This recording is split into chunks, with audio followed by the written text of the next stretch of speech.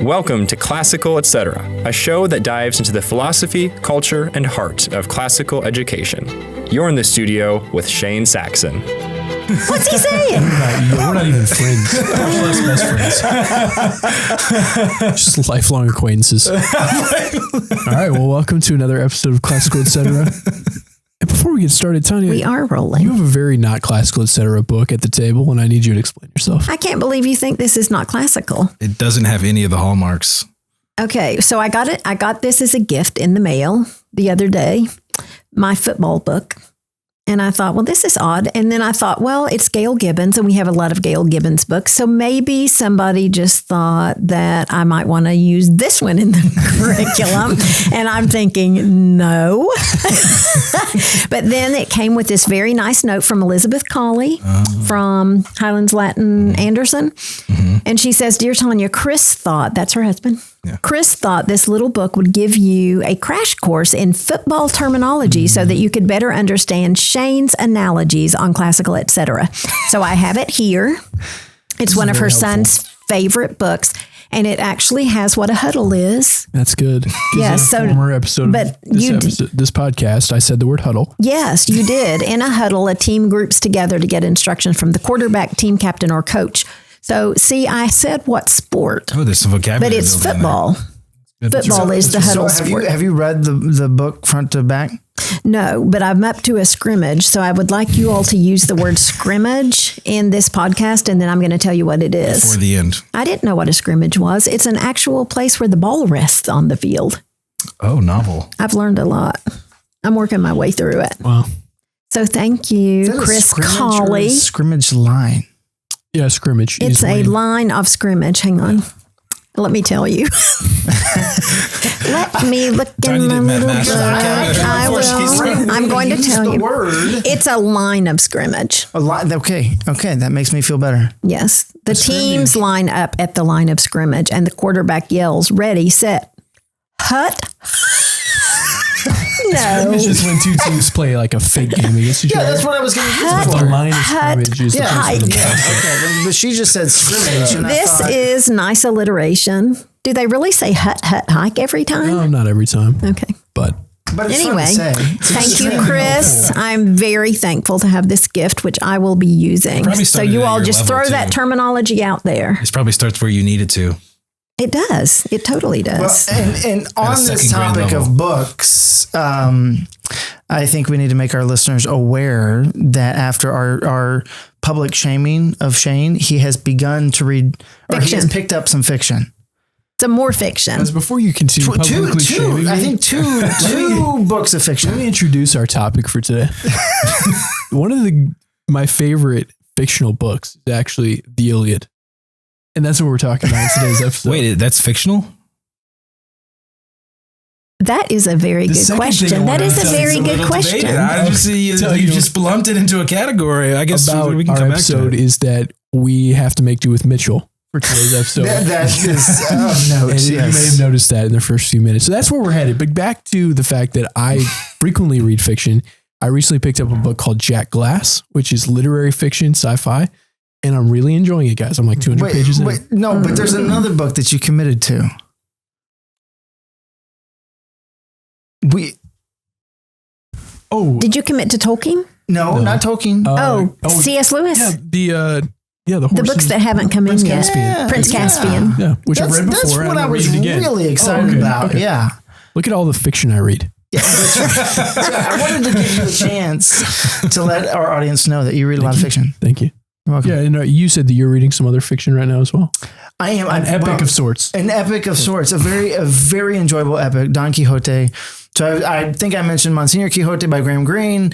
I decided I was going to go pick up the original Don Quixote, which was actually a relative of mine. He's been driving trucks, and he decided he was going to start listening to the classics because he realized his library has them on audiobook, and he can just listen to them. Yeah. And he was listening to Don Quixote. He came and visited with his family, and his kids were like listening to it in the car with him on his trip to our house, and the kids were loving it. And once I started reading it, I was like, oh yeah, I totally see how kids can love this. It's very fun. I haven't read it. I feel like if somebody is intimidated by a classic like the Iliad, Then Odyssey, that would be a good. it's a good start. I mean, it's a long book. It's a 40-hour audiobook, but they're fun, episodic, adventures. Would you say that it has the kind of formative, like, symbols and allusions for Spanish people that some of the English epics that we're familiar with have, or is it a novel of its own kind, not in that line?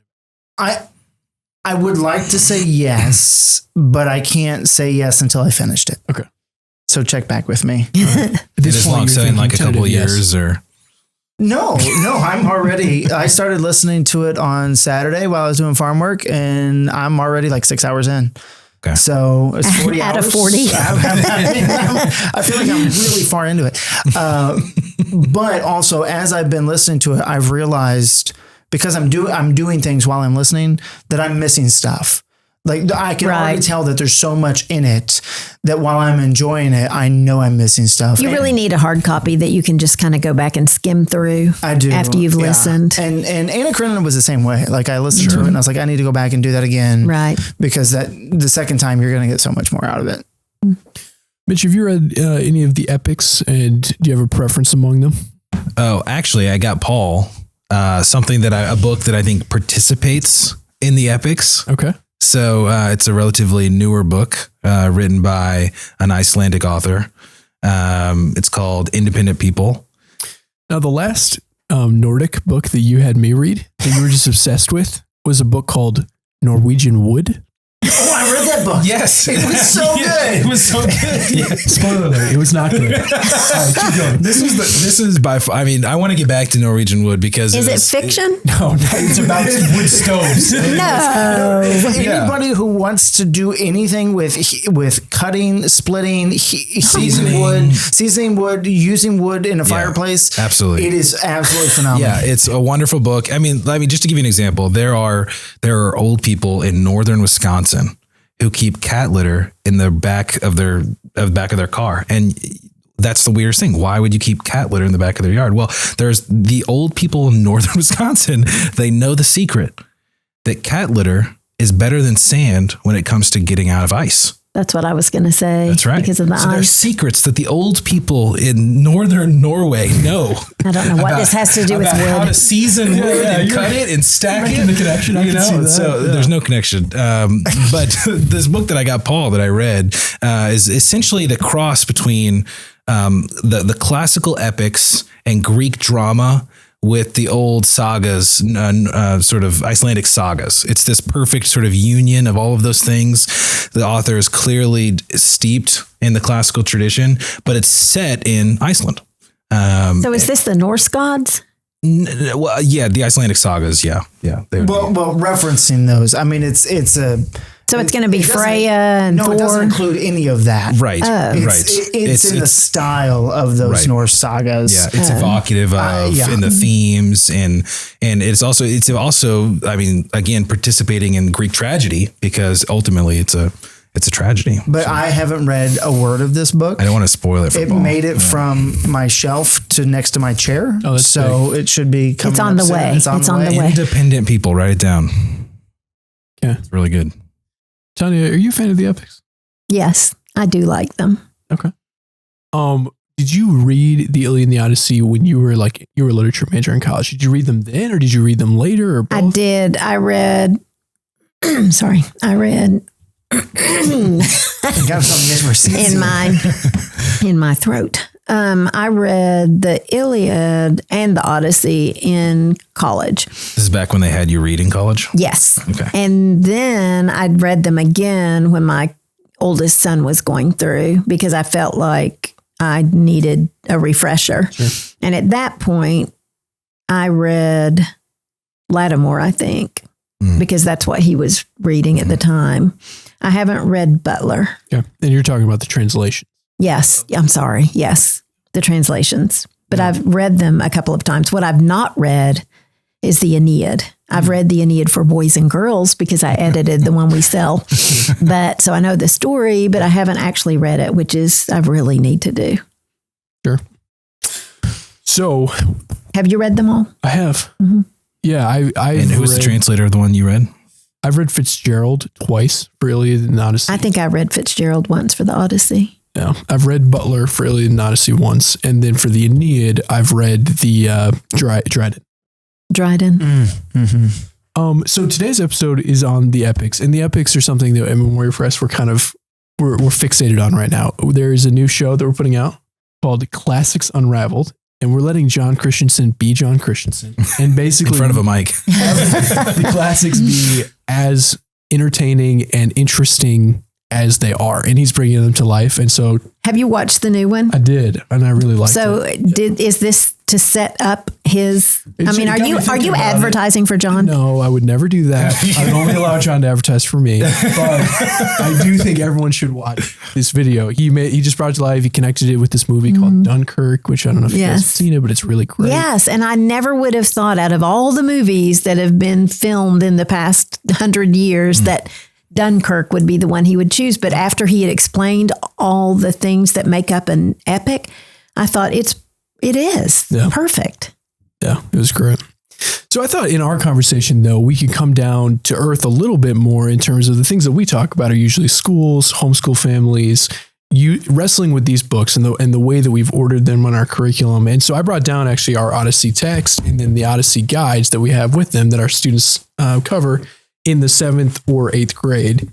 And the question that I think I want to start with, Tanya, is that's pretty young for these books for a lot of reasons. I mean, the Iliad is a fairly violent book. There is a lot, it's difficult English, the Samuel Butler translation. Why did we decide to put it there so early? And what's the benefit of making sure you prioritize these books in your curriculum? Well, it turns out that and I've told this story many times, but I was very skeptical that my 7th grader would be able to read this and glean anything at all from it. And I was angry about it, that Cheryl was asking him to do that. I felt like it was a total waste of time, but it turned out that he was totally able to do it, loved it. It became his favorite class. And they were reading a poetry translator. They were reading a translation in poetry. And parents complained because, like me, they were like, no way are these kids ready to do this. And so they gave them a prose translation, which I don't think was Butler at that time. It was one published by Barnes and Noble. But they all went back to the poetry because that's what she read in class, and they loved it, and they could do it. And Cheryl always said, we've got them ready. We got them ready. They weren't, not any 7th grader can read the Iliad and the Odyssey in the 7th or 8th grade, but if they've been through our curriculum, we have prepared them. So in many ways, which I guess this isn't really what we're talking about here. Well, and that was the thing I wanted to just mention. I feel like a lot of students would come to the Iliad and the Odyssey as sort of strangers, but our students aren't coming to it as strangers, right? They've read the Trojan War. They've read. They know mythology. They know mythology. Yes. And then also they're educated in sort of culture. They read widely. And so they're going to see echoes just all around them. So I think most of our students, when they come to it in 7th and 8th grade, they are not greeted by sort of alien themes that they've never heard of. It's sort of, there's a strange sort of familiarity that they probably already have when they get there. And in other ways, we've prepared them, but that's exactly what we're doing. And the history too, that they've studied, they know the characters, but also we're reading elevated literature and we're reading it out loud. And so our students are used to reading difficult things out loud. They're reading the King James Bible from, And I mean, they're reading Shakespeare. They're reading Mark they Twain. haven't hit Shakespeare yet. Or Mark Twain. No, I mean, aren't they doing As You Like It in 7th grade? Yeah. Not anymore. Oh, we moved it up to 8th. Well, if you did this in 8th grade, you will have done that. Wow. Okay. We are soon to hit Shakespeare. Right. Well, unto Shakespeare. And I will say, we've prepared them for both and of those things. but that's another good point, is the reason we moved Shakespeare up is because of the content, not because of the difficulty, but because of the content. And it's the same thing here. The reason she chose Butler is because it is the gentlest, the less with the stuff. imaginative, gentlest with the stuff. Yes. It's just the one that has the least amount of problematic content. And for Shakespeare, it's not we'll do that another day. We need to have the Shakespeare episode. We're going to soon. The Bard. You could call it the Bard. We don't name these. Oh, why? Get with the program. Well, now that I'm here, could we name this one? Yeah, I think we do name it. What are you going to name this one? The epic? The one off the rails. It has to be Mitchell. We're usually Stick to a public intellectual that you found in the office. My question is, Moving on. what are these stories actually about? I mean, Tanya has said, all the ways that we help our students get to the point where they can engage with these books. Yeah. But how do we, what are they about? Why are we going towards them? They're about the human condition. You don't, we don't choose books because they strike our fancy. We choose books because they are speaking universally and they teach us about ourselves, right? I mean, the Iliad is about the anger of Achilles and the whole question, is this anger just? Is it unjust? What are the consequences of this anger? And that's a fascinating question, right? It's in a war context, right? I mean, I remember teaching 7th grade boys and they were just thrilled with the spear going in the mouth and out the back of the head, right? Like, but the main question here is Achilles' anger. Then when you come to the Odyssey, it's about this journey home. It's about place. It's about Odysseus trying to reunite with his family and sort of elevating, again, that universal need for family, for being together, for defending one's home, and all the temptations that pull you away from that. Right. I mean, I don't know. That's the way I like to read the Odyssey. But there might be more. It's so interesting because it's so, it's pagan. It's before Christ, but the Achilles' anger and the consequences of that are so relevant to everything. The death of Patroclus is his fault.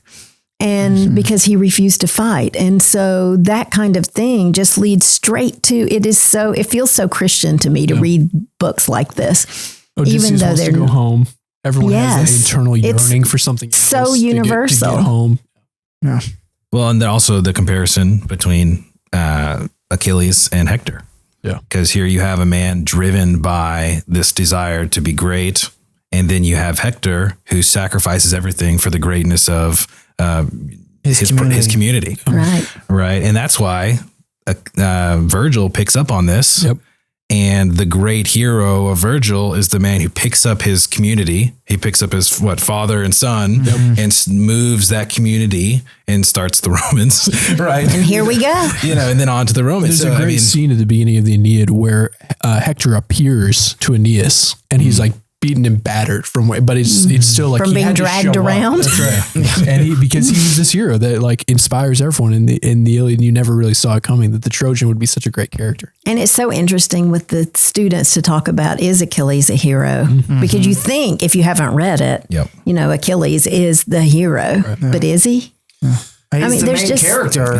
But is he the hero? And this is why it's a good introduction to a sort of anti-hero figure. Right. It's someone who you are not meant to totally emulate. No. Right. But yet he's the main thrust of the story. He's the main movement. Right. He's providing all those things, which, there's a lot you can be gleaned from novels, stories about heroes that are not quite the fullness of what, a true hero should be. Right. And so this is, it's inoculating students to what they're going to read later on when they read modernist literature, which we've been talking about in the office for a while or whatever, where they're going to see more ambiguity here. We don't have the ambiguity, but we still have a flawed hero to work through. And that's a great introduction for young students. It is.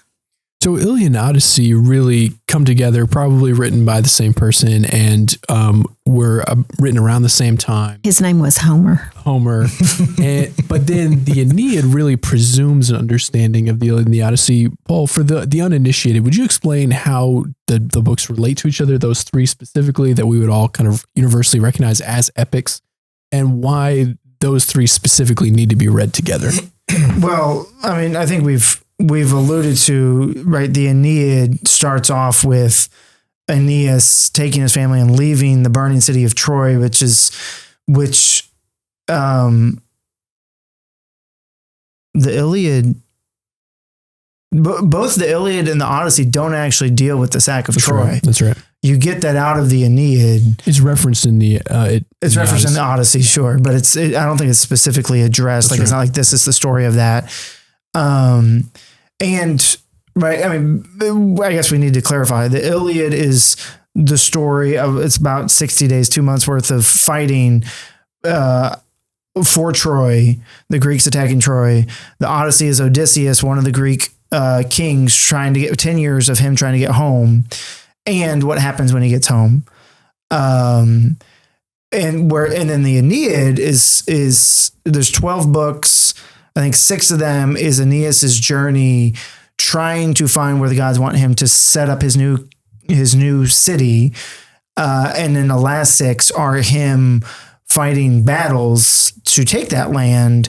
And so it's sort of the reverse of the Iliad and Odyssey, where you have fighting and then try to get home. The Aeneid, the first half, is trying to find a home and then battles. Yeah. And so it's kind of the flip of the Odyssey and the Iliad, in that, you know, the Odyssey probably read it second, the Iliad probably read it first, because in terms of the chronology of the story, that's how it happened. Mm-hmm. But then in the Aeneid, he flips it. That's right. And you have to read the Aeneid before the Divine Comedy, right? Because Virgil's the one who wrote the Aeneid, who's leading Dante. You know, the idea of going through hell, right? There's a section in the Aeneid where Aeneas goes to the realm of the dead, and but that's not, no, book 4 is Dido. What book is that? I don't know, 5 or 6. I think you're right. Where he does that. Anyway, that idea, right? And that's mirroring Odysseus, who makes the same journey in the Odyssey into the underworld. I forgot about that.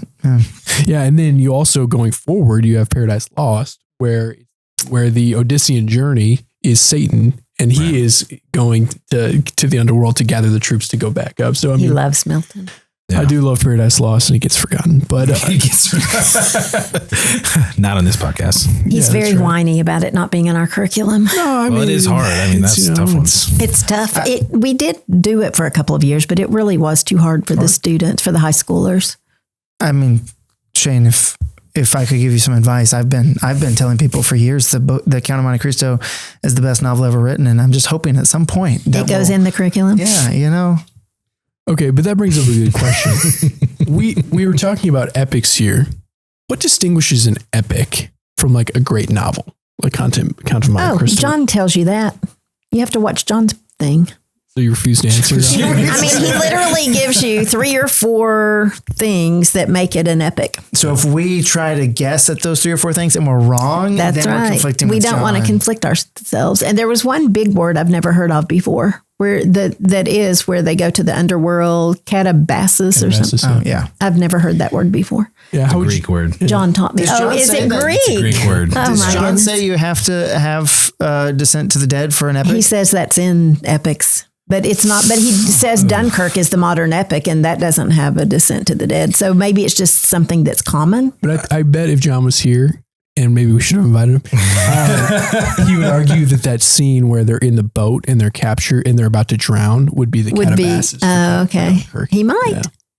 However, Mitch, would you offer a brief explanation of the difference between an epic and a novel? Because Tanya is avowed silence on this question. Well, now we're getting a little bit of, it's probably not the greatest idea to limit a genre to just a few characteristics. My guess is that there might be some central characteristics like a descent into hell, a journey, a sort of grand scale that's exactly what John those mentions, are all characteristics of an epic that things can sort of participate in, right? So there are a number of novels that, like War and Peace is sort of participating in sort of the grand scale, right? Big, huge battles, right? There's a sort of mythology that bubbles up from that. So it's not just a story, but it becomes a starting place for a moral philosophy, a moral narrative that's going to bubble up. And that's what Homer eventually turns into.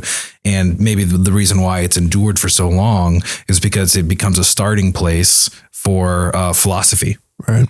And, that's not to say that novels couldn't, but it's to say that there are certain things that we've deemed as epics because they participate in those characteristics. And they also have stood this test of time and have become the object, the starting place for greater level, higher ordered thinking about the nature of things, philosophy. Yeah. Which speaks to why it's so important in our curriculum, because it has undergirds so much development in culture and philosophy and education over time. And so to be familiar with it is to give yourself reference points for everything else. Yeah, all of Greek, like metaphysics, moral philosophy is built upon Homer. Sure.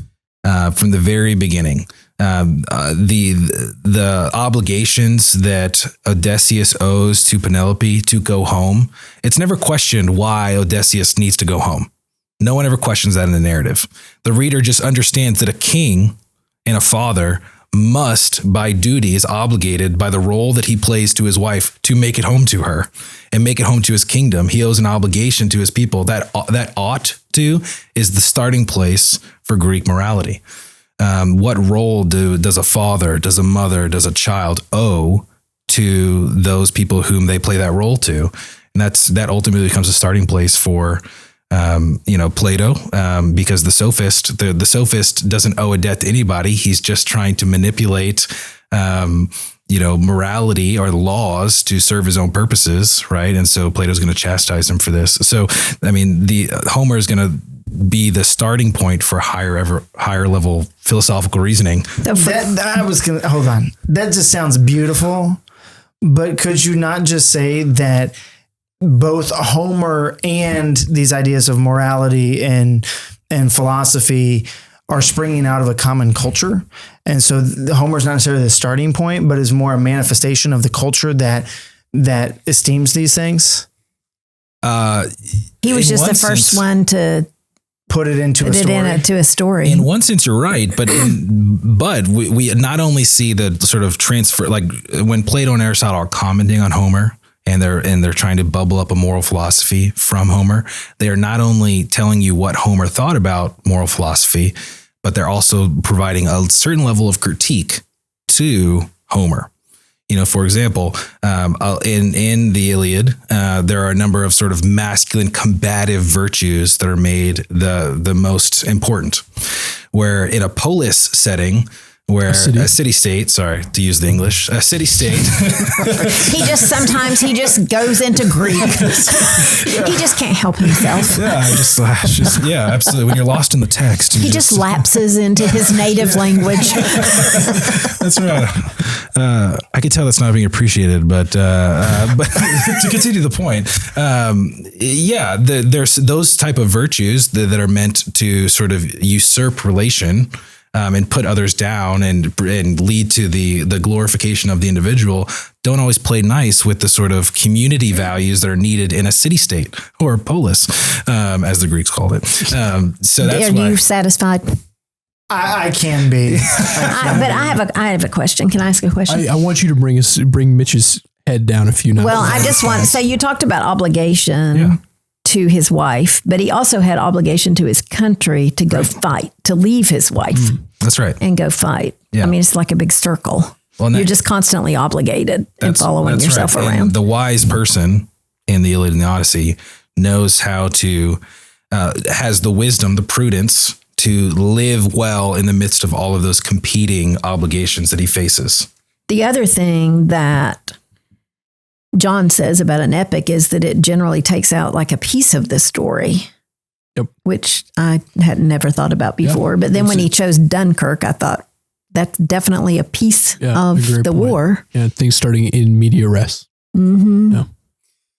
So let me ask this question to you guys in terms of. I'm sorry. I just had a thought that I want to, and because it starts in the middle of the story, that's why that pre-work is so important for the students to be successful.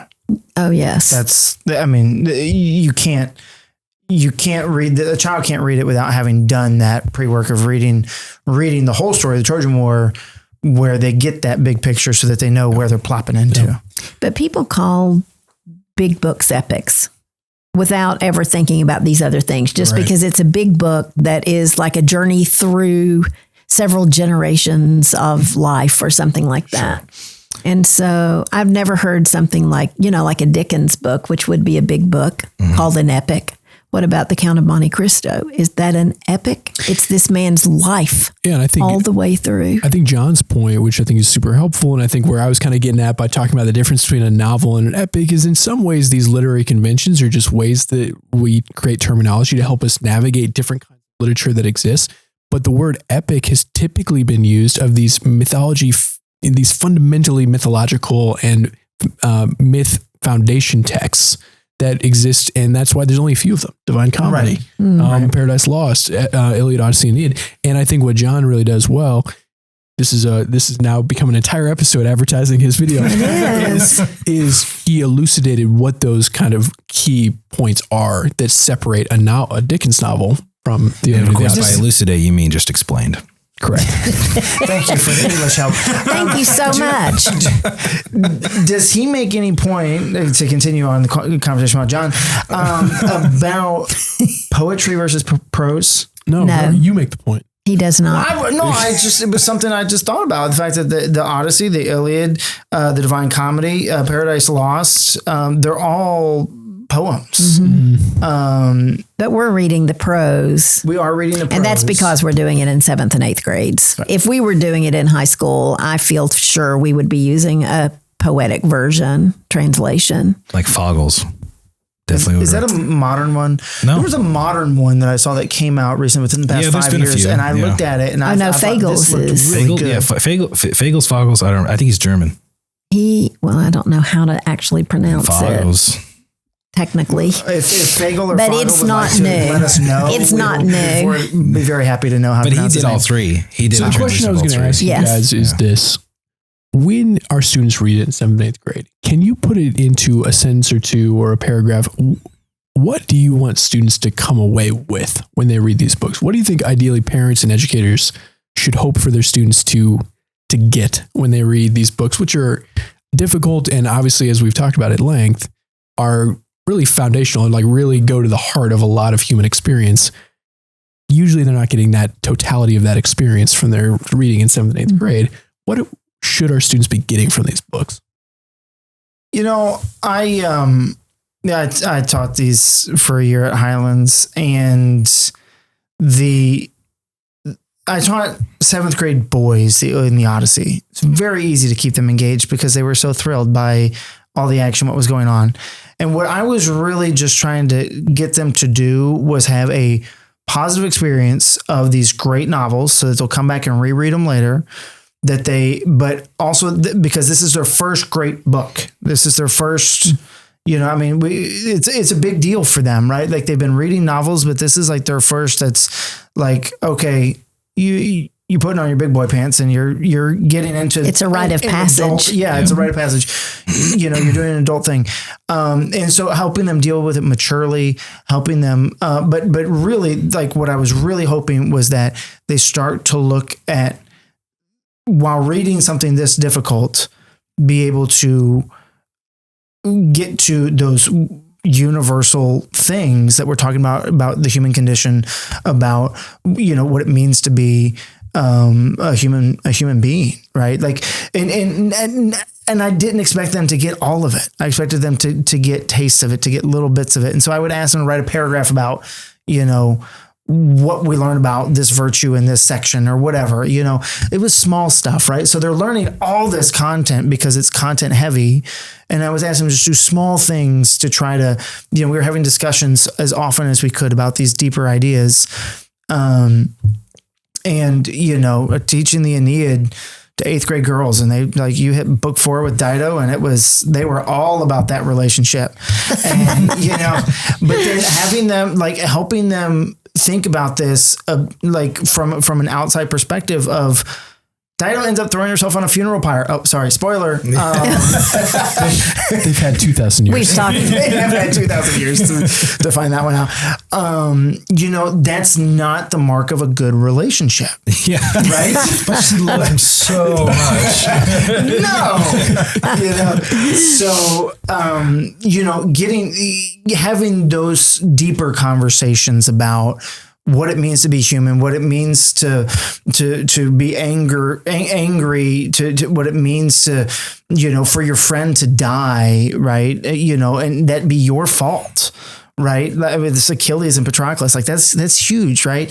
And just to have them have a little bits and tastes of that, so that when they read something that is difficult, that they're not just reading for the story and the entertainment of it, but thinking, what does this tell me? What's this mean for me? Good. Donna, anything to add to Paul's answer? Paul's very long answer. Yeah. I'm sorry. I totally agree 100% that this is really like the first time that they've in one book. I mean, we're bringing out themes in literature throughout the grammar school, but it's all really here. Mm-hmm. In these books, every character development possibility is here. Infidelity and just the way you treat, like, as you said, obligation, and the way you treat people and the consequences of those actions. All of that is so richly inside these stories that are also entertaining. Mm-hmm. And the prose or the poetry, whichever you're reading, I mean, it's just beautifully done. I know that whatever translation Nick's class did, every time somebody would die in battle, there would be this phrase that it was something like, and the mist came before his eyes. Mm-hmm. And so every time they would read that, they'd be just things like that. And they loved, every time, so many times when the sword would go through the mouth and come out the other end. I mean, all of that stuff is so repetitive, and they recognize it. It's just amazing to see young students able to do this and really get out of it what we want them to get. And it's, I had another point that didn't have anything to do with that, but I wanted to throw it in. Rosy-fingered Dawn. Rosy-fingered Dawn. That's right. It's been lost in the wine dark sea. It has. Yeah. Mitch, what do you have to add while she's grabbed? Oh, I've not taught this book to young students, and I probably have the wrong expectations for what a student should get out of it. But I will just comment on having taught students who've read this at a slightly older age, specifically a philosophy class, where when students have read this in that 7th, 8th grade range, and then they go on to study philosophy proper, we always start with the Iliad and the Odyssey. And so it's all in there. Because it's all in there as a starting place. The Greeks thought that this was the Bible for them, right? And this is the starting point of all of their philosophy.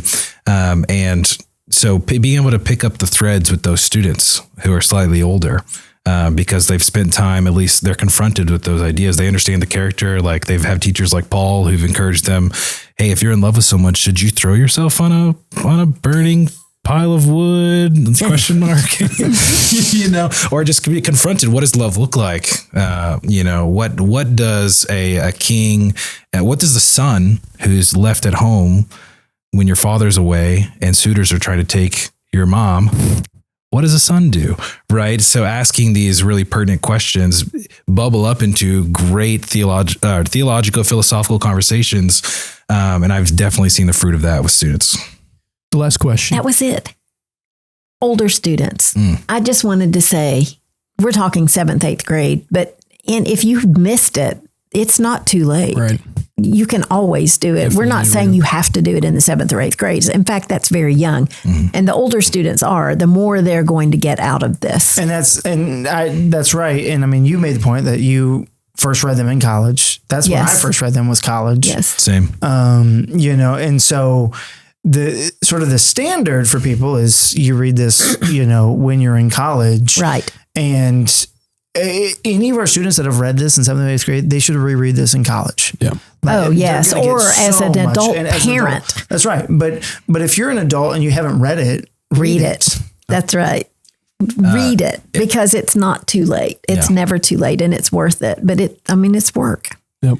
The at the beginning of second form, I know we're not here to second form Greek. We're not here to talk about Greek, but in the introduction to that, I have a little quote by Aristotle from his Poesis, his Poetics. Are you going to tell us this quote in English or Greek? I'm going to do my best to translate it on the fly into English. But he makes the point that Homer, above all, Homer has taught the poets how to tell lies. And because in his Poesis, he is all the great poets, it's a principle of rhetoric that you will imitate, copy Homer. He was the textbook. He was what the entire pinnacle of, when you climb Mount Parnassus at the top, you find 2 copies of the Iliad and the Odyssey, right? It was the pinnacle of Greek education. Last question, quick hitter. People are struggling to help their students read these books. What advice do you have for them? How can you help a student navigate this book? How can you help a parent who's committed to this kind of education with navigating this obstacle? The first thing is, again, make sure those books that were recommended before are read.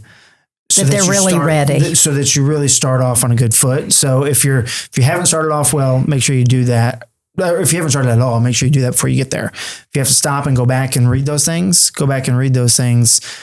But I would also say, use our instructional videos. Yeah. They're very good. I think they're very good lectures and will help. And when my kids were doing it, of course, they had a teacher because they were at the cottage school, but they needed help at home. And so when I got up in the morning, that was what I was reading. I had to make a list of who was on the Greek side, who was on the Trojan side. It's in the study guide. Yes, it helped me a lot to make that list. So it's hard. I know it's hard to get it all done. And I'm a failure. When my kids got to the Aneid, I was done. When they got to the Divine Comedy, I didn't even think about it. Well, let me guess, learn Greek.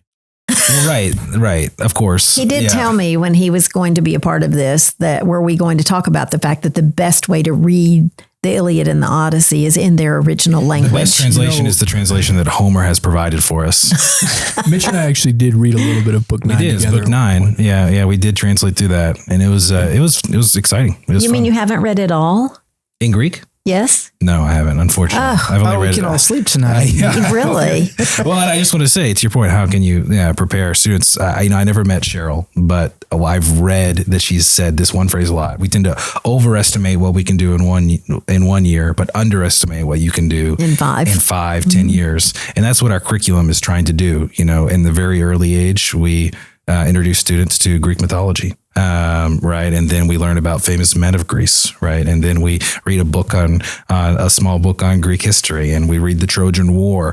Right. So there's preparatory work that we've talked about. Yes, we are working. That's what we're working for. Right. All those young years. So don't underestimate what you can do over 2, 3, 4 years with your students to prepare them for something like this.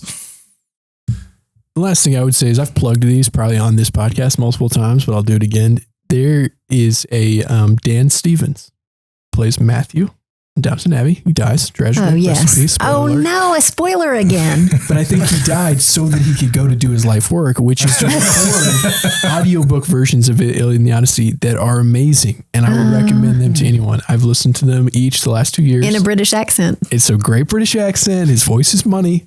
And they're really great. Okay. What translation does he do? It's the Fitzgerald translation. Okay. Yeah, for a parent, that would be fine. Great. Because it's the same story, regardless of the translation. Mm-hmm. So, yes, do it as an audiobook when you're doing your laundry, cooking dinner. It'd be also great for kids to read the text and then when you're in the car, and then listen to it. Yes. As a way to, get what you missed. There's so many great characters in these books besides the people we've talked about.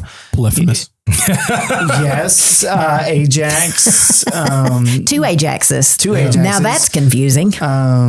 Diomedes. That was the translation. Diomedes. Yes. I don't know. Depends on the translation. Depends. Yeah.